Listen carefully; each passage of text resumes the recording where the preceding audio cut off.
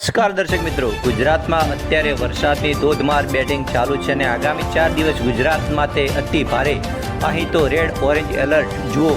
ગુજરાતમાં આગામી દિવસોમાં વરસાદને લઈને ભારત હવામાન વિભાગે મહત્વપૂર્ણ આગાહી જાહેર કરી છે.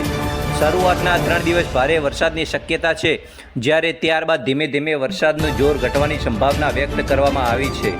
22 જુલાઈથી 27 જુલાઈ ગુજરાતમાં ચોમાસું ફરી એકવાર સક્રિય બનતા ભારત હવામાન વિભાગ એટલે કે IMD દ્વારા 22 જુલાઈથી 27 જુલાઈ 2026 સુધી જિલ્લાવાર વરસાદની આગાહી જાહેર કરવામાં આવી છે.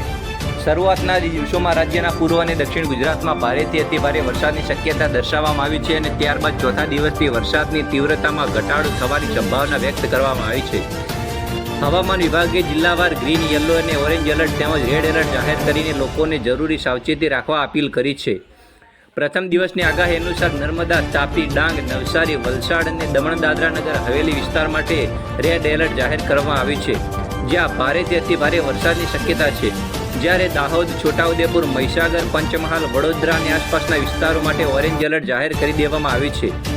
અમદાવાદ, ગાંધીનગર, ખેડા, આણંદ, ભરૂચ, ભાવનગર અને અમરેલી સહિતના જિલ્લાઓ માટે યલો એલર્ટ આપવામાં આવ્યું છે.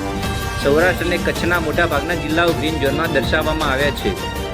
બીજા દિવસની આગાહીમાં દાહોદ જિલ્લામાં રેડ એલર્ટ યથાવત રાખવામાં આવ્યું છે, જ્યારે મહીસાગર, પંચમહાલ, છોટાઉદેપુર, નર્મદા, સુરત, નવસારી, વલસાડ, ડાંગ, તાપી અને દમણ દાદરા નગર હવેલી વિસ્તારમાં ઓરેન્જ એલર્ટ જાહેર કરવામાં આવ્યું છે.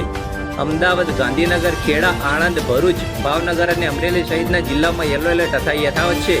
પશ્ચિમ ગુજરાત અને સૌરાષ્ટ્રના મોટાભાગના જિલ્લાઓમાં સામાન્ય વરસાદની સંભાવના દર્શાવવામાં આવી છે. 24 તારીખની વાત કરીએ મિત્રો, તો પૂર્વ ગુજરાતમાં હજુ પણ ભારે વરસાદની સંભાવના. ત્રીજા દિવસના નકશા મુજબ દાહોદ જિલ્લામાં ફરી રેડ એલર્ટ આપવામાં આવ્યું છે. મહીસાગર, પંચમહાલ, અરવલ્લી, સાબરકાંઠા અને આસપાસના જિલ્લામાં ઓરેન્જ એલર્ટ જાહેર કરવામાં આવ્યું છે, જ્યારે અમદાવાદ, ગાંધીનગર, ખેડા, આણંદ, વડોદરા, ભરૂચ, સુરત, નવસારી, વલસાડ, ડાંગ અને તાપી સહિતના વિસ્તારોમાં યલો એલર્ટ યથાવત છે.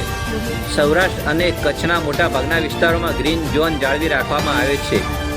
ચોથો, પાંચમો અને છઠ્ઠો દિવસ એટલે કે મિત્રો 25 જુલાઈની આગાહી મુજબ રાજ્યના મોટાભાગના જિલ્લાઓ ગ્રીન ઝોનમાં આવી જાય છે. માત્ર બનાસકાંઠા, સાબરકાંઠા, અરવલ્લી, મહીસાગર અને ઉત્તર પૂર્વ વિસ્તારમાં ઓરેન્જ એલર્ટ જોવા મળે છે, જ્યારે કેટલાક જિલ્લામાં યલો એલર્ટ રહેશે.